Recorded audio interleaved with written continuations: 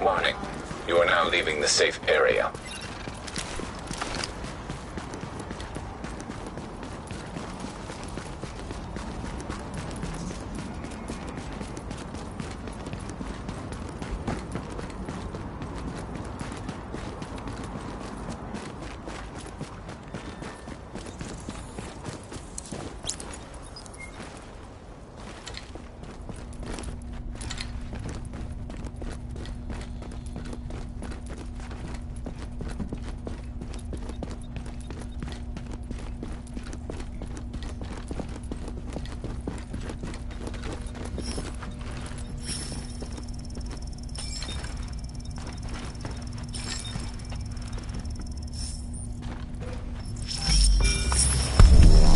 Here I am, Aaron Keener, the First Wave's prodigal son.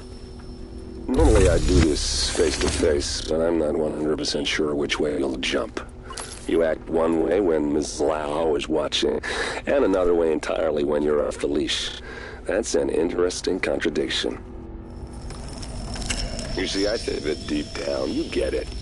You know, the old rules, laws, governments, those things died on Black Friday.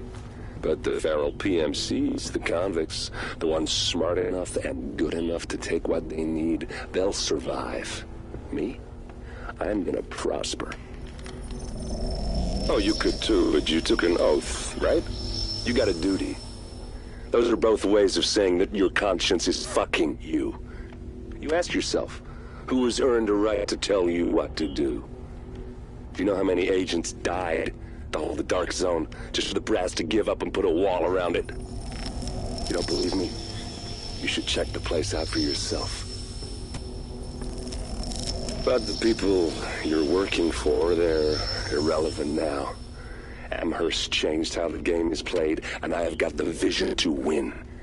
I got Chernenko, I got a DNA printer, and a very interesting recipe book. I'm gonna write my own rules. You should think about getting in on this thing. I'll be seeing you.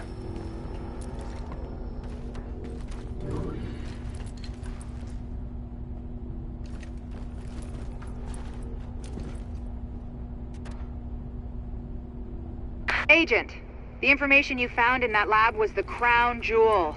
I think we can break this thing now. But we've got some more information. A voice from the grave. Listen to what Amherst has to say.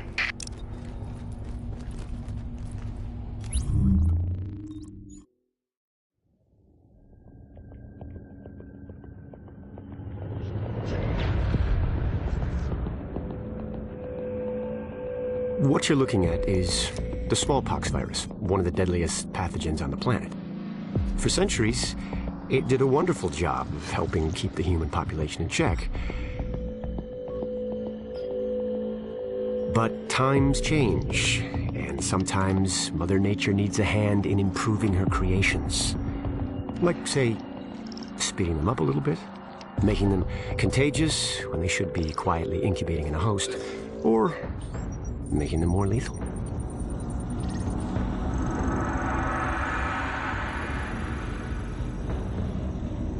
I didn't come up with the approach on my own.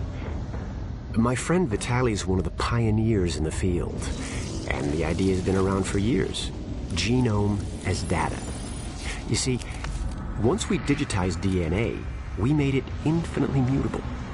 We could do 1,000 virtual variations in the time it used to take to grow a 1 lab-grade generation of pathogens. And we could pick the best, most lethal combinations and make them real. That's how you make a killer virus, you see.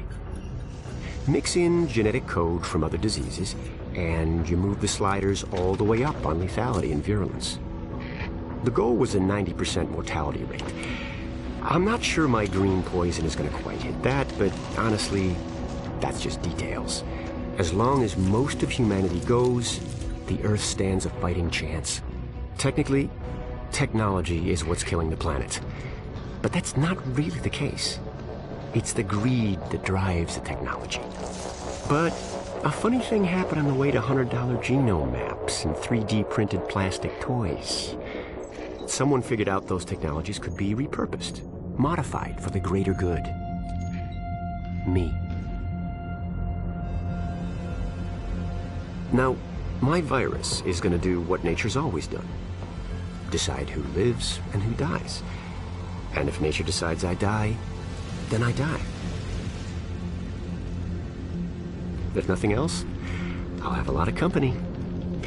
Natural selection at its finest, helped along by a little unnatural genetic manipulation.